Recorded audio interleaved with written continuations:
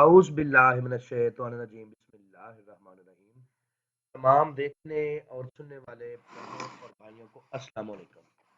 بہت سارے میرے بھائی یہ بات کر رہے تھے کہ استاد ایک ایسا عمل اپلوڈ کرو جو نہایت ہی چھوٹا ہو، جس میں 100% کامیابی بھی ہو جائے اور ہو بھی وہ نورانی پری کی حاضری۔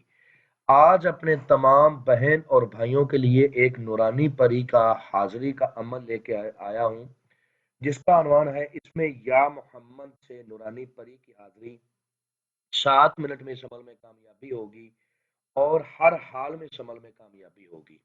چینل کو سبسکرائب کر لیں تاکہ عملیات کی نئی سے نئی ویڈیو آپ کو ملتی رہے اور آپ لوگوں کے علم میں اضافہ ہوتا رہے۔ عمل کو جب بھی آپ نے کرنا ہے تازہ غسل کر کے با وضو ہو کے کرنا ہے۔ اس عمل کو کرنے سے پہلے آپ نے روم کو اچھی طرح صاف کرنا ہے۔ روم کو اچھی طرح صاف کرنے کے بعد اس میں کوئی بھی خوشبودار اگربتیاں جلا دیں تاکہ روم سے خوشبو آنا شروع ہو جائے۔ اس کے بعد آپ نے بعد نماز عشاء جس جگہ پر عشاء کی نماز پڑھنی ہے اسی جگہ پر عمل کو کرنا ہے۔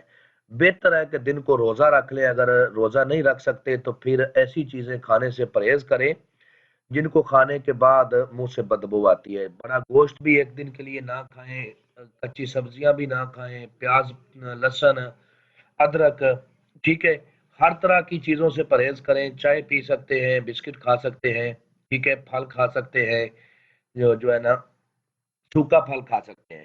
عمل کرنے سے پہلے آپ نے 2 رکعت نفل صلاۃ الحاجت کے پڑھنے ہیں۔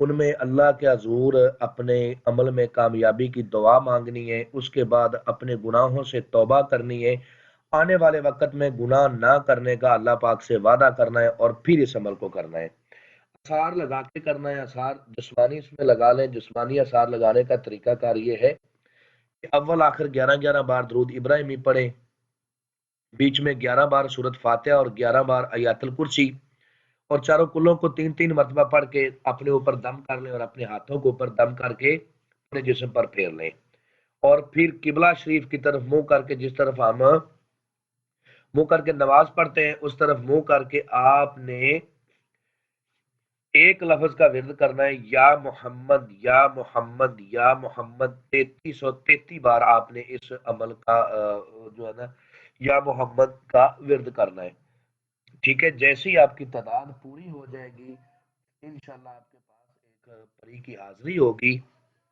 جو نورانی پری ہوگی۔ آتے ہی وہ آپ کو سلام کرے گی، آپ نے اس کے سلام کا جواب دینا ہے۔ سلام کا جب جواب دینا ہے تو وہ کہے گی کہ مجھے کیوں بلایا، تو آپ نے کہنا ہے کہ میں چاہتا ہوں کہ تم میرے ساتھ دوستی کرو، میرے جائز کام کرو، ٹھیک ہے۔ نجائز کام نہ ہی آپ نے اس کو بولنا ہے اور نہ ہی یہ کرے گی، یہ بات یاد رکھ لیں، اور دوبارہ اس سے حاضری کا طریقہ کار پوچھ لینا ہے، ٹھیک ہے۔